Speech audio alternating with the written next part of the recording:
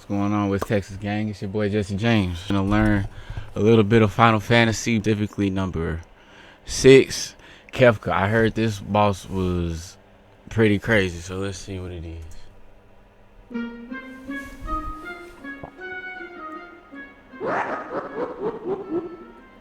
Hello everyone, and welcome to the 111th episode of Analyzing Evil, featuring Kefka from Final Fantasy VI, second only to Sephiroth in the pantheon of Final Fantasy villains. You know what I'm saying? Oddly enough, before I watched this video, somebody earlier today told me that he was up there with Sephiroth. Kefka the Mad Magic Clown is one of my personal favorite villains. While he barely misses out on being the most iconic Final Fantasy villain, he is certainly the most deranged. A man who was made into a tool by a megalomaniac whose mind is warped into desiring one thing, and one thing only: destruction. In this video, we're going to explore how Kefka became the man he is, as well as the many crimes that he committed. And to do that, we'll be using the information we're given in the game, as well as a bit of info we're given in the Final Fantasy Ultimania archive. Now, I know there are many times that Kefka has appeared outside of Final Fantasy VI. However, the only appearance outside of this game that I'll be including in this video is a brief mention of his appearance in the Dissidia series, as having a fully voiced Kefka does give us an opportunity to see how he might have acted if Final Fantasy VI had been capable of sustaining voice acting. But as for his other appearances, they don't really offer too much in the way of expanding upon his character in any meaningful way. So with that in mind, we'll get started with Kefka in just a moment. But before we begin, let's first talk about our sponsor for this video, Upside. Upside is a free app that lets you earn cash back and eating to your uploader pack on I ain't mad at you. using. If you enter the further it is the warring. Let's begin.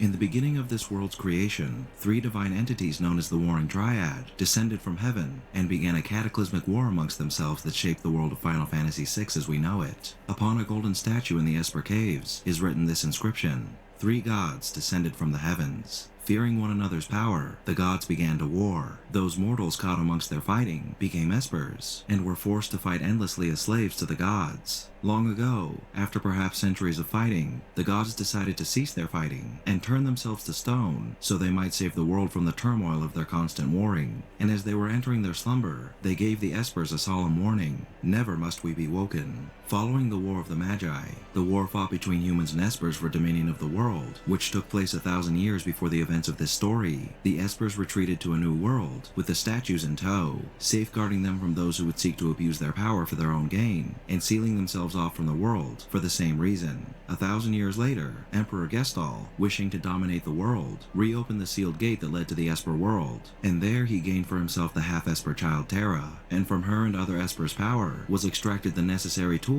to create the very first Magitek Knight. Which brings us to the focus of this video. According to the Final Fantasy Ultimania archive, Kefka was born on November 19th, and at the time of this story was approximately 35 years old. Though we aren't given too much insight into his background, we do know from a conversation with a citizen of Vector that Kefka was the very first Magitek Knight that the scientist Sid experimented with on the orders of Emperor Gestahl. Because he was the first, and the process was still in its infancy, Kefka's mind was unfortunately shattered, and whoever he was prior to his transformation was completely overtaken by the madness that now dominated his mind. This new man that was malformed by the combination of magic and science alienated nearly everyone around him. Imperial soldiers were disgusted by him, and the citizens of the Empire feared him, not just because of his horrid actions that were reported across the Empire, but because he was also a cruel and impersonable person, a man who has no empathy and no emotional connection to humans whatsoever. And we can see this in every conversation he has with other people, treating them as if they were nothing more than nuisances that he's forced to deal with, and he usually only converses with them as a superior, like when he's chatting with soldiers at the Doma camp and tells them not to slack, or they'll regret being born. And to get a better idea of how Kefka might have acted in these situations, let's take a look at some clips from the Dissidia series.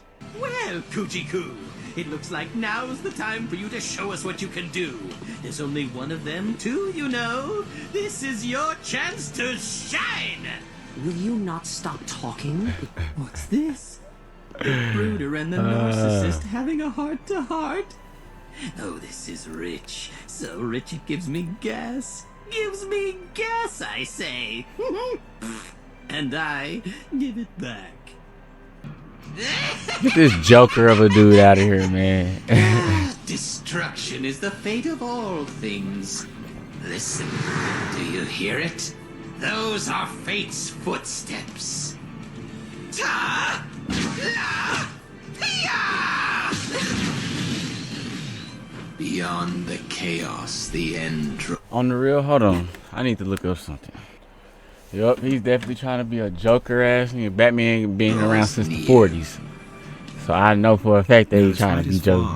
Kefka's willingness to commit atrocities earned him Emperor Gestall's favor, and as time went on, he essentially became his second in command. In this position, he's been afforded the luxury of being able to cause copious amounts of misery, but a large part of what makes Kefka so terrifying is his appearance and personality. Clad in a motley assortment of robes and scarves, and with a face covered in jester's makeup, Kefka's clown-like appearance matches well with his deadly humorous demeanor, childlike attitude, and petulance. A man who, according to the Ultimania archive, enjoys playing with dolls.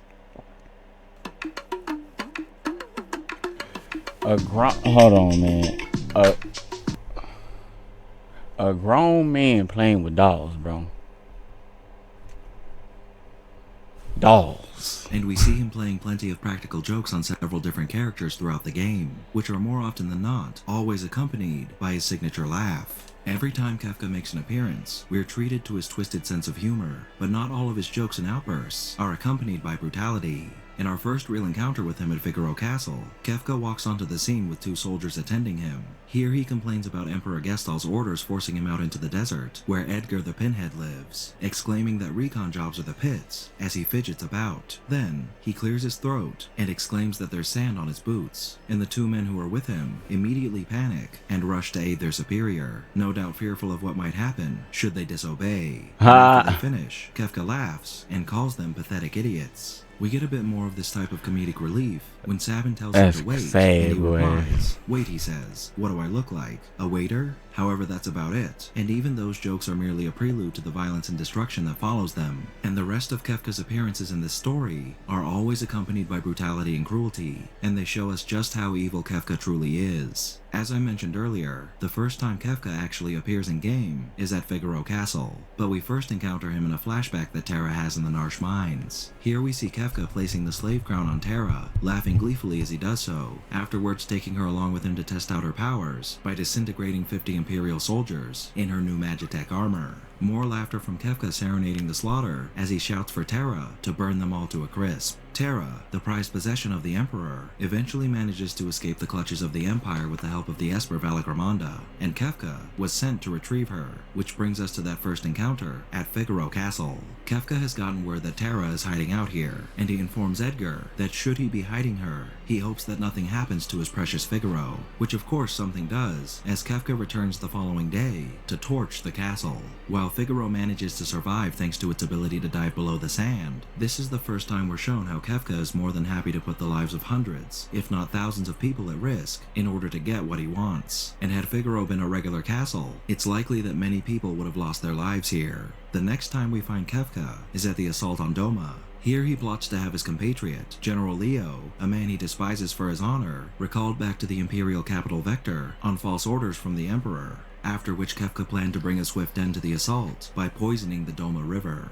When Kefka asks one of the nearby soldiers if the poison is ready after Leo's departure, the soldier hesitates, stating that if some of their people who had been captured by Doma drink the water, they would perish too. But Kefka simply replies, "Who cares? They were the ones stupid enough to get caught by the enemy." Sabin and Shadow make an attempt to stop him, but they unfortunately fail, and as Kefka kneels beside the river to administer the poison, he delightfully exclaims that nothing beats the music of hundreds of voices screaming in unison. All the inhabitants of Doma, save for Cyan, This thing is a perish. maniac. And if the death of Cyan's son Owain is any indicator, there were probably many other children who were victims of this poison. This action is without a doubt the worst taken by Kefka prior to his transformation, as though the ignition of Figaro gave us an inclination of how far he's willing to go in his service to the Empire. This is the proof we needed to solidify Kefka as a wholly sadistic and soulless monster, and the loss of innocent life here is both staggering and horrific. Kefka isn't seen again until the party encounters him at the Magitech research facility in Vector, and here we're given a more personal look at how cruel Kefka is towards the beings that he uses and abuses. After having absorbed a number of espers already, Kefka is gloating to himself about his newfound power, stating that he's a god and that he's all-powerful, and soon enough, he'll revive the warring triad so he might amplify his powers even further. And after he's done stroking his own ego, we see Kefka kicking these freshly drained espers down a garbage chute. So not only is Kefka perfectly content with ending lives, he also enjoys abusing them as well, using people and espers like playthings for him to toss around and then discard, like his dolls, laughing all the while of course. Kefka is briefly seen during the party's escape from Vector, at the sealed gate once it's opened by Terra, and in prison in Vector after the Esper set it ablaze. But the next time that Kefka makes an appearance of note is at the Masa, after General Leo and the party travel there in the hopes of reasoning with the Espers at the Cave of the Espers. Here, just as peace is about to be brokered between man and Esper, Kefka appears with Magitech Knights in tow to reveal what we had been expecting all along, that the Emperor was lying when he tried to form an alliance with the Returners, and that the war was very much still on. Ordering his forces to incapacitate the Returners, Kefka finds himself faced with a lone General Leo, his nemesis within his own alliance, a man who serves as a moral roadblock to his and his Emperor's aims. But he doesn't remain so for long, and with trickery and deceit, Kefka eliminates General Leo not just physically, but mentally as well, as in his last moments, he is granted the knowledge that the man and institution that he'd given his life for had never truly cared for what was right, and he was nothing more than a useful tool that was used by two megalomaniacs so they might expand their own personal power. After Leo's defeat, Kefka is accosted by a swarm of espers, but his power now far exceeded anything that even a dozen espers might throw at him, and he swiftly turns them all into magicite, cracking heartless jokes all the while of course. With the world at the brink, and the floating continent containing the warring triad flying high over the world like a dark cloud of ill omen, the party ventures to stop this mad emperor and his vicious clown from dominating the world. Now in this scene, we're treated to an interesting bit of information regarding Kefka, that being that he's seemingly afraid of his own blood, as once the emperor has frozen the party with his newfound powers, Kefka orders Celeste to return to her rightful place by killing each of her new friends with a sword that he hands her, but she instead turns that sword back on Kefka. Terrified at the sight of his own blood, Kefka thrashes about the area, berating Celeste for being a stupid, vicious, arrogant, whiny, pampered, backstabbing, worthless little brat, which could just be him projecting his own insecurities onto her. Animated, boy. He's mad. Describe Kefka quite well, but Kefka manages to compose himself and return to the task at hand, which everyone assumed was to support his emperor in his domination of the world. But as he revealed to the party earlier at the Magitech research facility, this was only a front that he used to position himself to achieve what he really wanted: unlimited and ultimate magical power. Using the triad to both protect himself from and eliminate his former boss, Kefka upsets the balance of power of the triad and causes the cataclysm, the breaking of the world, transforming it into a bleak hellscape that's populated by monstrous fiends both new and ancient. In this world of ruin, there is one and only winner: Kefka, the man warped by magic and science, who has now become a god, one who sits atop his tall tower. Watch this. I can show you how to get this. Watch this. Tower created from the remnants of Vector and its people to terrorize the world, threatening all with his light of judgment, a powerful beam of magic that he would use to eliminate everything and anyone who dared to speak out against his rule. During the year following the cataclysm, Kefka would destroy the towns of Mobliz and South Figaro, and he would damage many others, ending the lives of an untold number of people who all lived in constant fear of his godlike power. Well, save for the cult of Kefka, who worshipped their new lord as the god he now was, atop their own tower. When the heroes finally make their way to the pinnacle of Kefka's domain after fighting monstrous creatures and the gods of the warring triad, we're confronted with a Kefka who's as humorous as ever. And though we may have been made to believe up to this point that Kefka was simply doing what he was doing to become a god and lord over the world with his awesome power, we're instead given insight into how this man is still just that, one that has been irrevocably twisted by the man who sought to use him as a tool on his journey towards ultimate power. After welcoming our heroes with a greeting he practiced, Kefka gives them a display of his awesome power, and when he's questioned as to why he continues to destroy, he replies that it's the fate of all things to be destroyed, and even if people rebuild their lives from the ashes of destruction, and new lives are consistently born, time will still destroy them all eventually. With these revelations thoroughly ingrained in Kefka's psyche, he cannot fathom why people would still continue to create and cling to life, knowing that one day, all they lived for will one day crumble to dust, and that none of it will have meant anything once they're gone. Though the party tries to reason with Kefka here, telling telling him they've all found something worth living for, even in this desolate world, and imploring him to see the truth, to realize that his destruction won't ever erase the hopes and dreams of people and their will to live. Kefka has none of it, and he states that he'll make sure that there won't be anything left to live for, that he'll snuff them all out, every last one of their sickening, happy little reasons to the live. fate of all and when things. we arrive at the height of the statue of the gods, to finally face the sky, Whoa! his final lines of dialogue, life, dream. Now, I can't even lie. This is some Sephiroth ass shit. I'm just saying. Look at him. This man is a god. Such meaningless things, I'll destroy them This all. is final Now, form everything Kefka Kefka? says here has given us great insight into two crucial things about his character. The first is that he adheres to the most extreme form of nihilism, one where he views the inevitable death of all things as the primary reason why life is pointless, and that no matter how you might try to find a reason for living, those reasons ultimately mean nothing in the face of death and destruction. Because his views on life and death are so extreme, nothing that Terra or anyone else says can make Kefka see reason, as living your life for others, protecting something or someone you love, or even living semi-eternally through your legacy, are things that Kefka cannot see as being of enough value to continue living, because no matter what, death will come to everything and everyone, every animal, every human, and even every planet and star will one day fade away into nothingness. You know what I'm saying? It's the fact that we came from nothingness, that we went on this journey. You feel me? Kefka got it all wrong. You feel me? Like, man, but y'all can't get that deep, man. So what's the point? Well, that brings us to the second thing that we've learned here about Kefka, that he has absolutely no reason whatsoever to continue living, and that he's utterly alone. Ever since his mind was warped by the Gestalian Empire, Kefka has lived an existence entirely apart from his fellow humans. Everyone from citizens to soldiers lived in constant fear of this manic madman and the threat that he posed to their lives by virtue of his position. Not only that, but because of the nature of his role within the Empire, Kefka was essentially conditioned to become a living weapon, and during his service to the Empire, he was given no chance to form any sort of meaningful bonds with others because of this. So of course a madman with no purpose and no one to love would only grow ever more mad, and it only makes sense that Kefka would develop into the kind of person that he is, one that can only see the value in destruction and desolation, a man who would become a god so he could destroy all of existence, so that he could finally find peace in the ashes of a world that he didn't quite fit into.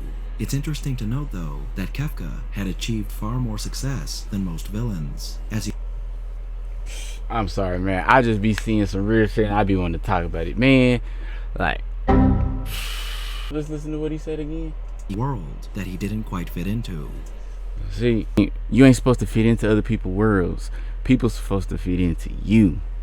Remember that shit, man. It's interesting to note though that Kefka had achieved far more success than most villains, as he had brought the entire world to its knees and became a literal god who could decide the fate of everyone and everything. Yet he didn't immediately destroy the world and all its people as soon as he gained this power, which he very much could have. Now, one answer to why he didn't is that he enjoyed toying with people's lives so much that he wanted to draw out their suffering as long as he possibly could, as destruction is no fun without precious lives being lost. But another answer to this question could be that Kefka was actually hoping that the returners would stop him. Somewhere locked away under his insanity may have been a piece of Kefka that once was, and perhaps it was that small part of Kefka that coaxed him into waiting for them atop his tower, so he might welcome the people before he unleashed his mad wrath upon the entire planet. Just a theory of mine, but whether or not that's true, in the end, Kefka was defeated, and the world was allowed to rebuild anew from the destruction he wrought, proving that hope and perseverance can surmount the odds that are presented to us, even if those odds are backed up by a twisted god of magic.